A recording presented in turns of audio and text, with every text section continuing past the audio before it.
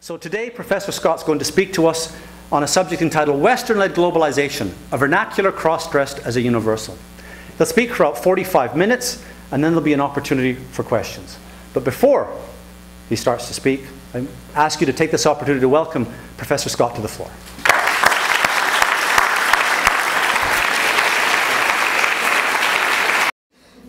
One of the problems with such a generous introduction is that the speaker seldom lives up to the billing. I would have preferred, in that case, a more modest introduction. I'm actually extremely proud to be at Trent and to be the person chosen to give the first David Morrison annual lecture. And I should recognize Elena Hartlinger, who also began the program. It's a privilege, and I'm delighted to be here. I thought that it would not be abusing this privilege to be controversial and to make trouble and to be a little punky and to actually take a series of ideas maybe further than I would normally take them for the sake of being a provocateur. So I want to begin with the observation made by John Maynard Keynes in the 1930s, and he was talking about the end of the 19th century. He was talking about the fact that at the end of the 19th century, the world was the oyster of an Englishman of a certain sort of wealth and educational achievement. Keynes wrote, I'm just quoting him, "An English gentleman of that time could secure forthwith, if he wished it, cheap and comfortable means of transit to any country or climate without passport or other formality, could dispatch his servant to the neighboring office of a bank for such supply of the precious metals as might seem convenient, and could then proceed abroad to foreign quarters without knowledge of their religion, language, or customs, bearing coined wealth upon his person, and would consider himself greatly aggrieved and much surprised at the least interference." I want to talk about the way in which international institutions and, if you like, the development industry is busy realizing a new 21st century version of this Englishman's oyster. So I want to begin actually by saying something about the difference between vernacular knowledge and official knowledge. The job of these international institutions is to replace vernacular knowledge with official knowledge. And I want to give a couple of homey examples. I live in a small town called Durham in Connecticut. And between Durham and the coast, there's a road that runs to a small town called Guilford. This road is called, of course, for those of us who live in Durham, the Guilford Road, because it tells us where we'll get to if we take it.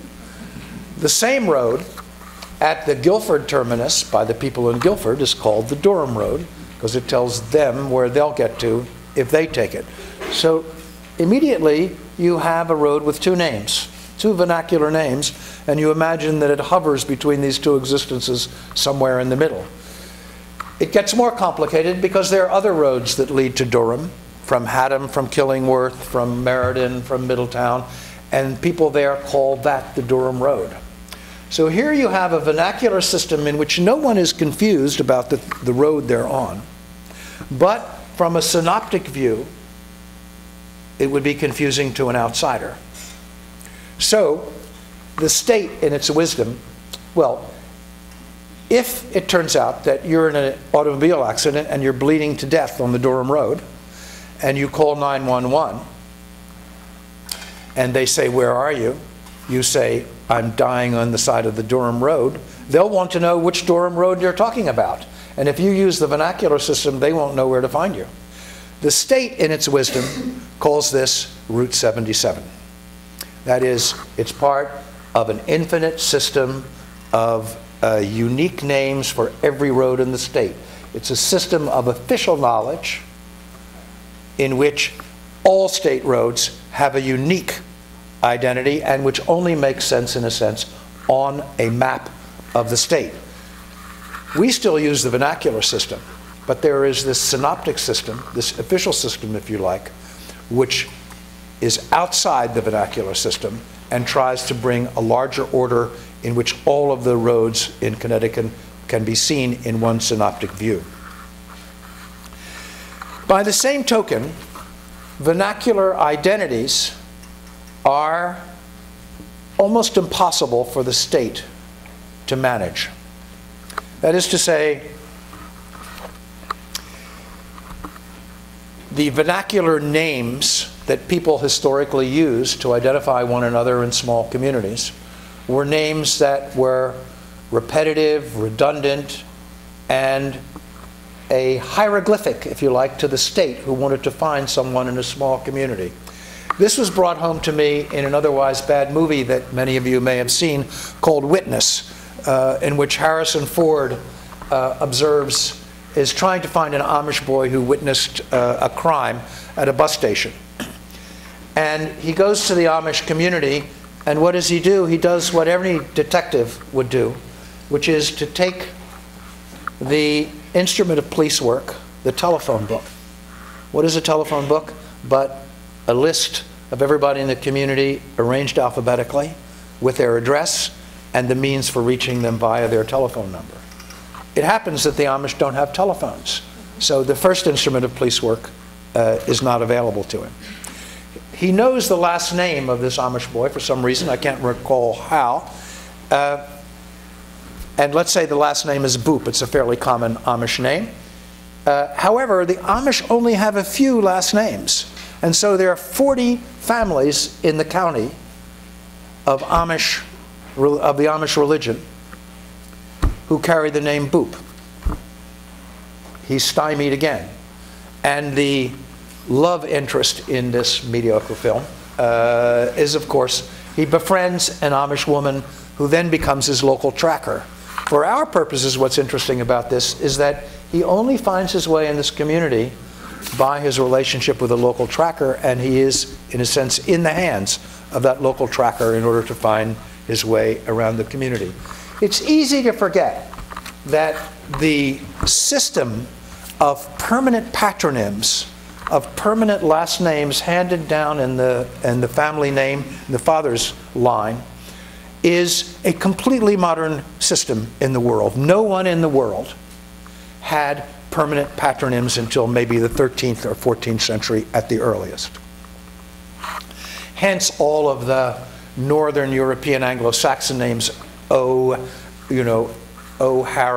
MacDonald, all of which mean son of, because they all had the old system in which only the father and the son were identified in a lineal arrangement. And there are, of course, lots of people in the world who still don't have last names, permanent patronyms. The Burmese don't have them. The Indonesians don't have them. Look at any article on Indonesia, and it will say in the first 3 or 4 paragraphs, oh, by the way, lots of Indonesians only have one name, Sukarno, Suharto. That's it. In Thailand, people were ordered to take last names in the 1950s. But not many people know their closest friend's last name. And so the Bangkok telephone book begins with first names, because that's what people know. Kemal Ataturk ordered all Turks to get last names in the 1920s, but the Istanbul phone book began with first names for the next 30 years because people didn't know one another's last names. The only country left in the North Atlantic to not to have last names because they're in love with the Norse sagas is Iceland, in which it's illegal to take a patronym for that very reason. So if you imagine yourself, the people who got last names first got them for legal reasons, because they had interaction with courts, because they paid taxes, because they were conscripted. The history of permanent patronyms is an index of interaction, the frequency of interaction with the state.